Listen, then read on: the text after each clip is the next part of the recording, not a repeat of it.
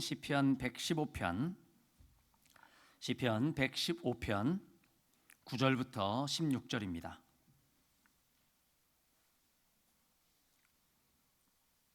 시편 115편 9절부터 16절 말씀 한 절씩 교독하시겠습니다. 이스라엘아, 여호와를 의지하라. 그는 너희의 도움이시요 너희의 방패시로다.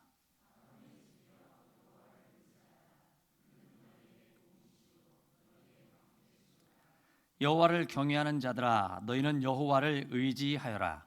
그는 너희의 도움이시요 너희의 방패시로다.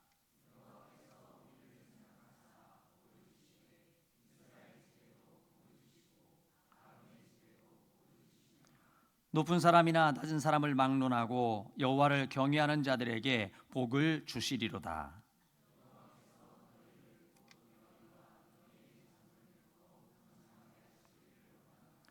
너희는 천지를 지으신 여호와께 복을 받는 자로다. 하늘은 여호와의 하늘이라도 땅은 사람에게 주셨도다. 아멘. 아멘. 옆에 분하고 인사 나누시기 바랍니다. 예수 잘 믿고 함께 천국 갑시다. 예수 잘 믿고 함께 천국 갑시다. 제가 잊어버릴 것 같아가지고 미리 말씀을 드립니다. 목사님들이 일단은 정신 차려야 됩니다. 기도자가 딱 왔으면은 기도자가 시작할 때 기도 마이크 소리가 제대로 나올 수 있도록 바로 조치를 하셔야 됩니다. 뭐 이건 까먹어서 그렇다, 뭐 몰라서 그랬다, 안 되는 겁니다. 그거는 바로 기도자가 반주하는 시간도 나오잖아요. 반주하는 시간도 나오고 하는데 여기 기도자가 기도를 시작했는데도 불구하고 마이크가 오늘 안 나오고 그러는 것은 부목사님들이 책임을 져야 됩니다. 그런 부분은 정신 바짝 차리셔야 됩니다. 그리고 또 하나, 우리 이제 기도하시는 권사님들도 그렇고 이제 뭐 안수 집사님도 그렇고 장로님들이야 뭐 이제 그런 훈련들이 잘 되셔가지고 그런 일이 없는데, 마이크를 있잖아요. 멀리 떼고 하면은 잘 들려요? 안 들리죠? 마이크는 이렇게 딱 가까이 대고 또 내 쪽으로 이렇게 해야 됩니다.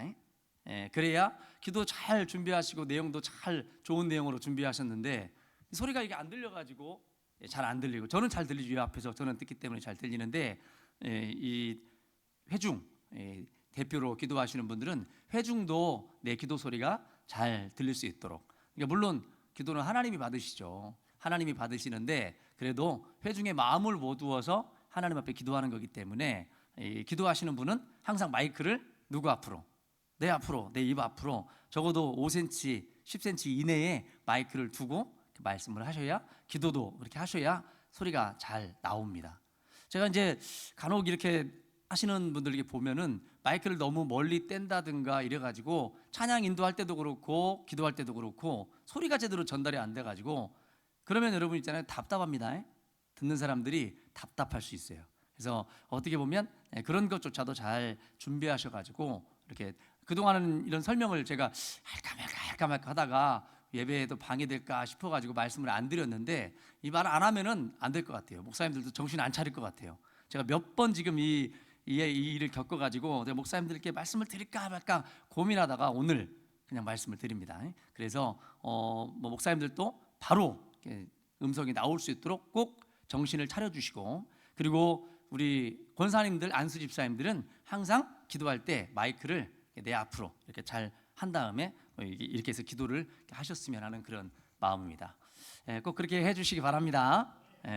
저도 설교할 때 이 소리에 굉장히 민감하기 때문에 제 소리가 제가 잘 안 들리면요, 회중은 말할 것도 없죠. 회중은 더 답답하고, 저도 다른 교회 가서 많이 들어봐서 압니다. 그래서 우리 교회와 이렇게 비교도 해보고 그러는데 음성이 정확히 전달되면 내용은 어떻든지 간에 은혜는 되더라고요. 답답하지도 않고.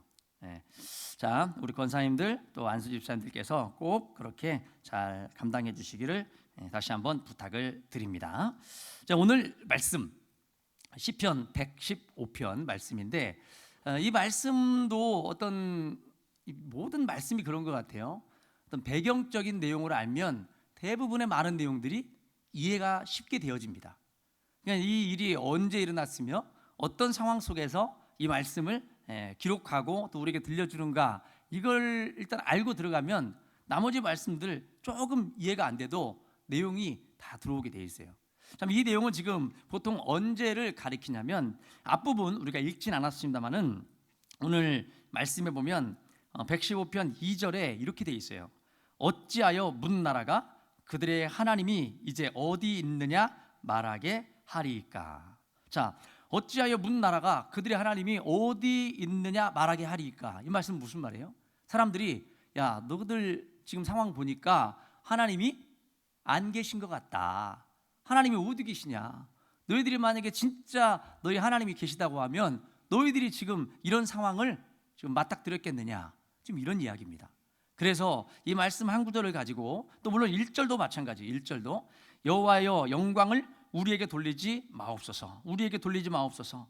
오직 주는 인자하시고 진실하심으로 주의 이름에만 영광을 돌리소서. 그러니까 우리가 지금 잘 되고 안 되고, 우리가 잘 먹고 잘 살고, 이게 중요한 게 아니고 하나님의 이름이, 지금 주의 이름이 지금 땅바닥으로 지금 떨어졌습니다. 그의 이름을 사람들이 들으면 놀라고 그의 이름에 영광을 돌릴 수 있도록 하나님 해주십시오. 다른 사람들이 손가락질하고 있지 않습니까? 너희 하나님 어디 있느냐? 네 하나님이 있다고 하면은 증거를 대봐라. 이런 이야기가 나오는 시기라는 거죠. 그러면 이게 언제쯤이냐? 포로기, 바벨론 포로기 상황을 아마 말하고 있지 않나, 이렇게 이야기를 하는 것입니다. 시편을 짓고 할 때 이 상황이 언제 이렇게 된 것이다라고 그 앞에 다 설명해 줬으면은 얼마나 좋겠어요. 그런데 그러지 않고 시편의 내용만을 우리가 보면서 때로는 유추를 해야 되는 경우가 많이 있는데, 그 내용을 앞부분에 1절, 2절 딱 보면서, 이건 바벨론 포로기 때 어떤 상황이구나. 그래서 여러분, 에스겔 말씀에도 보면은 하나님, 우리가 다시 고국으로 돌아가야 되고 우리가 회복돼야 될 그런 이유는 다른 데 있지 아니하고 땅에 떨어진 하나님의 이름이 다시금 존귀하게 되기 위해서 하나님 그런 일들이 우리 안에 있기를 소망합니다.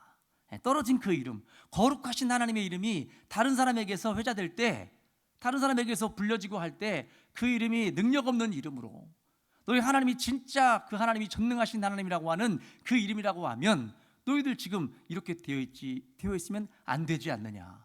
그러니 하나님, 이제 하나님 우리를 회복시켜 주시고 고국으로 돌아가게 하셔서 다른 사람들로 하여금, 와, 과연 하나님이 계시는구나, 하나님이 과연 진짜 계시는구나, 이런 소리가 나게 해달라고 하는 이런 내용이라는 거죠. 에스겔 말씀 안에도 그렇게 기록이 되어 있어요. 에스겔 36장에도 보면은 그 회복의 메시지가 37장으로 넘어가 보면 이제 마른 뼈 환상이 나오고 할 때 그 뭐예요? 회복. 그 이유가 그것입니다. 하나님의 거룩하신 그 이름, 하나님이 만방이, 하나님은 전능하신 분이시고 거룩하신 이름이라는 것을 증거해 달라고 말하고 있는 거죠. 여러분, 이 일이 실제적으로 언제 또 이런 일들이 일어났느냐? 다니엘 말씀에 보면은 그 일화가 2번이 기록이 되어 있습니다. 다니엘의 세 친구가 풀무불에 떨어졌을 때 그 안에서 한 분, 하나님의 하나님의 아들 같은, 인자 같은 이가 저들과 함께 지금 동행하고 있구나. 그걸 보면서 그 느부갓네살 왕이 무엇을 고백합니까? 과연 너희가 믿는 하나님은 상천하지에 살아계신 하나님이시다. 진짜 신이라고 불릴 만한 분은 너희 하나님밖에 없다. 이런 고백을 하거든요. 그러니까 그 고난의 순간 속에서, 그 상황 속에서 하나님의 이름이 높여지는 그 상황, 하나님의 이름이 거룩하게 들려지게 하십시오.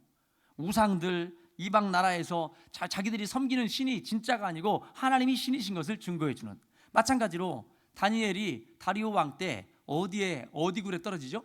사자굴에 떨어지지 않습니까? 사자굴에 떨어졌을 때 그 다리오 왕이 다음 날 새벽에 가서, 야, 너 살아계신 하나님이 너를 건졌느냐? 너 하나님이 진짜 살아계시더냐? 하나님이 살아계신다면 네가 지금 살아있냐 없냐? 다니엘에게 물어보죠. 그때 우리 하나님 살아계셔서 사자의 입을 봉하셔서 나를 건져주셨습니다. 그때 다리오 왕이, 과연 너희 하나님은 살아계신 하나님이시구나, 과연 네가 믿는 하나님은 진짜 하나님이구나, 이방 나라에서 그것이 고백되어졌다는 거죠. 그런데 2절에 보면 문나라 사람들이 어디에 있느냐, 네 하나님이 어디 있느냐. 여러분, 이 말씀은 시편 42편에도 기록되어 있죠. 시편 42편에도 보면은 많은 사람들이 거기 보면 시편 42편 3절 말씀, 사람들이 종일 내게 하는 말이 네 하나님이 어디 있느냐 하오니 내 눈물이 주야로 내 음식이 되었도다. 자기가 지금 상황이 아파서 상황이 힘들어서 괴로워서 그런 게 아니고 사람들이 너 하나님 어디 있냐고 하는 그런 말 때문에 너무 괴로워서 눈물이 났다는 것입니다. 여러분이 눈물을 흘리는 이유가 어디 있습니까?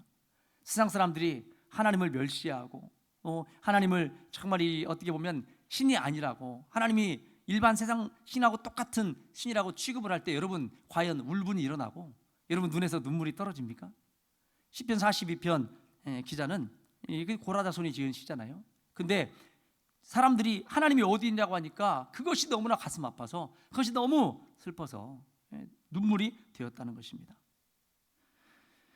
오늘 다시 그래서 5절에 시편 40편 5절에 보면 내 영혼아 내가 어찌하여 낙심하며 어찌하여 내 속에서 불안해하는가. 너는 하나님께 소망을 두라. 그가 나타나 도우심으로 말미암아 내가 여전히 찬송하리로다.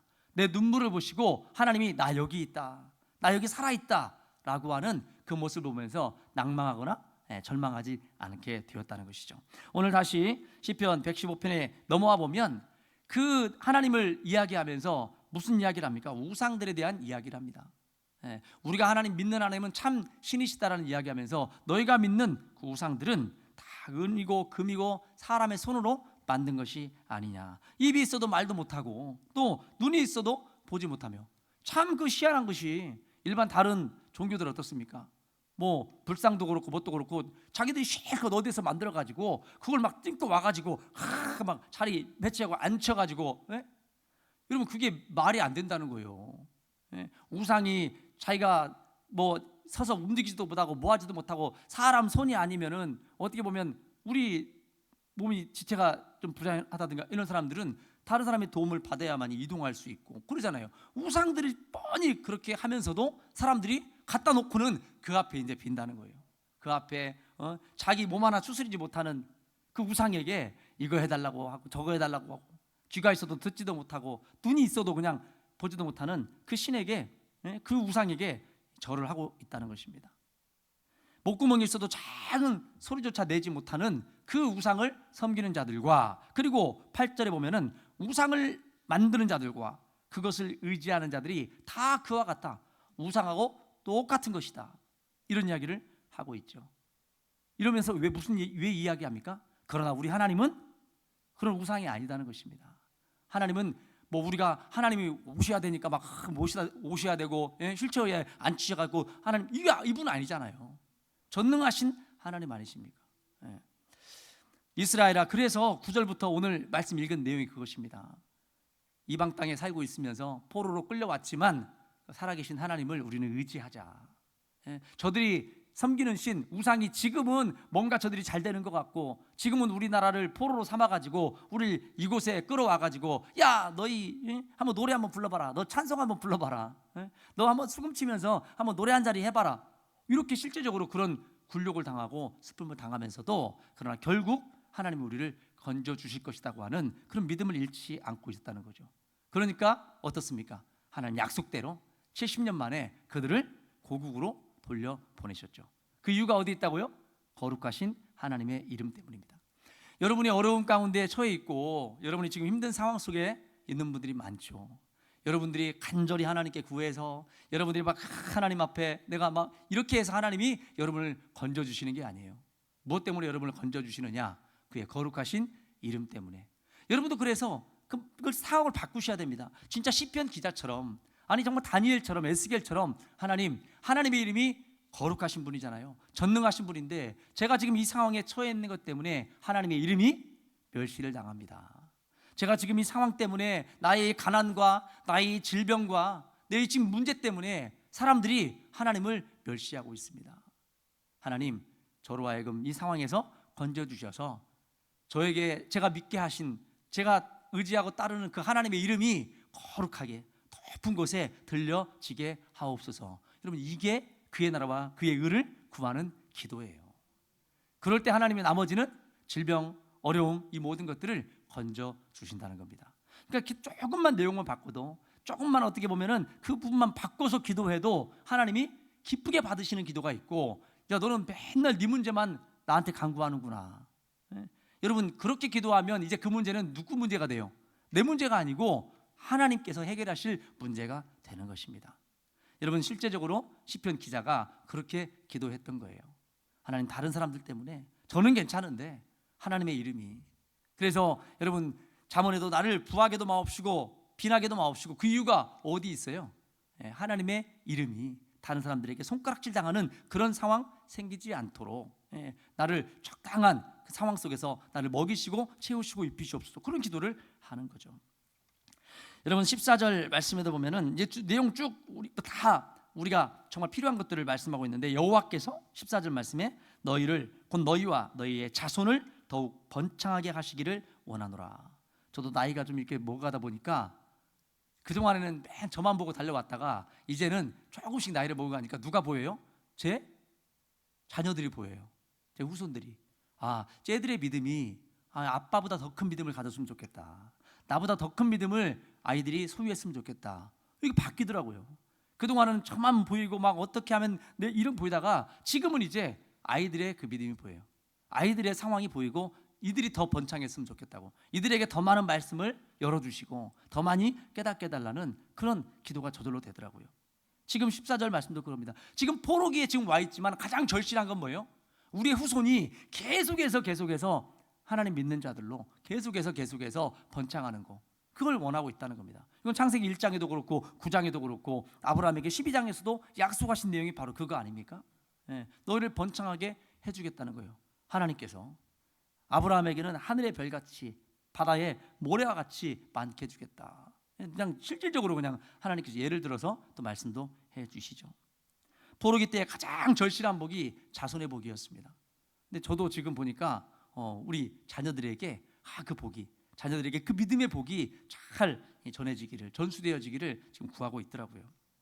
여러분 결국은 이 복은 예수 그리스도를 통해서 이루어질 복이죠. 그 당시 포로기 상황에서 이걸 구하고 있지만 결국은 예수 그리스도를 통해서 예수 그리스도가 맏아들이 되시고 우리는 그분의 동생들이 되고 쭉 해서 하나님의 자녀들로 수많은 사람들이 나중에 하늘 보좌 앞에서 하나님을 찬양할 그 가족들을, 그 번창한 가족들을 이야기해주고 있는 거죠. 이런 사람들은 너희는 천지를 지으신 여호와께 복을 받는 자로다. 이 말씀 믿으시기 바랍니다. 여러분, 여러분의 삶이 지금 빈하고 궁하고 어렵고 해도 여러분은 천지 가운데 하나님께서 복을 주신 자들입니다. 왜? 하나님의 자녀가 되었다는 그 사실 하나 때문에, 우리가 하나님의 이름을 부르면서 하나님 앞에 뭔가를 구할 수 있다는 그 자격 하나 얻은 거, 이것은 천지하고도 못 바꾸는 것입니다. 천하하고도 바꿀 수 없는 복인 것입니다. 그런 복을 우리 바벨론 포로기에 있는 자들이 간절히 구했던 것처럼 오늘 이곳에 계신 여러분들도 정말 그 복을 꼭 구할 수 있기를 바랍니다. 내 상황이 지금 어렵고 힘들어도 하나님은 여러분과 함께하고 계십니다. 하나님 여러분의 신음소리까지도 다 듣고 계시고, 여러분 진짜로 여러분 유창하게 기도하지 않아도 여러분 하나님께 마음을 드리면, 하나님께 내 마음을 드리면 하나님은 그 모든 것들을 다 들으시고 응답하실 것입니다. 그 복과 은혜를 저와 여러분이 누리시고, 또 이 자리에 있지 않지만 여러분이 그토록 사랑하시는 여러분의 자녀들도 풍성하게 누리시면서, 어떻게 보면 지금 세상이 바벨론 포로기보다 더할 수도 있어요. 지금의 세상이 어떻게 보면 그때보다도 더 악한 시대이고 더 우리의 믿음을 지키기 어려운 시대일 수 있습니다. 그러나 그럴수록 더욱더 간절히 하나님을 찾고 부를 때에 오늘 우상이 아니라 하나님을 부르는 자들에게 약속하신 9절부터 16절까지 있는 그 놀라운 복이 여러분 삶 가운데 가득 넘치시기를 바라고, 또 그런 삶을 통해서 모든 어려움들을 믿음으로 잘 이겨내시는 이 자리에 오신 하나님의 사랑받는 귀한 여러분들 될 수 있기를 간절히 바랍니다. 기도하겠습니다. 하나님, 우리의 삶이 어렵습니다. 우리의 삶이 힘들고 고통스럽고 때로는 질병 때문에, 물질 때문에, 자녀 때문에, 여러 문제 때문에 눈물로 하루를 보낼 수밖에 없는 상황도 있습니다. 그러나 우리의 상황이 안타까워서가 아니라 아버지 하나님, 우리의 이 모습 때문에 아버지의 이름이 멸시받을까 두렵습니다. 아버지 하나님, 우리의 삶을 지금도 살피시고 헤아리시는 하나님 아버지, 하나님의 거룩하신 이름이 우리 삶이 건져짐으로 인하여서 우리의 삶 가운데 하나님의 능력이 임함을 통해서 하나님의 거룩하신 이름이 더욱더 세상 가운데 아름답게 들려지고 불려지는 이름 되게 하시고 우리의 삶을 통하여서 더욱더 하나님의 이름만 높아지는 귀한 삶으로 인도하여 주시옵소서. 아버지 하나님, 지금 눈물 뿌려 기도하고 있는 수많은 기도의 제목들 아버지 하나님 들으시고 알고 계시는 줄로 믿습니다. 하나님 안에서 해결되기를 원합니다. 아버지 하나님, 약속의 말씀을 붙들고 기도할 때 하나님은 모든 것 다 해결해 주셨습니다. 아버지 하나님, 우리 안에 있는 간절한 기도의 제목들 하나님 앞에 겸손히 아뢰을 때 우리의 모든 문제도 아버지 전능하신 하나님의 손 아래에서 다 해결되는 은혜를 누리는 이 자리에 있는 우리 모두가 되게 하여 주시옵소서. 감사드리며 예수 그리스도의 이름으로 기도하옵나이다. 아멘. 찬송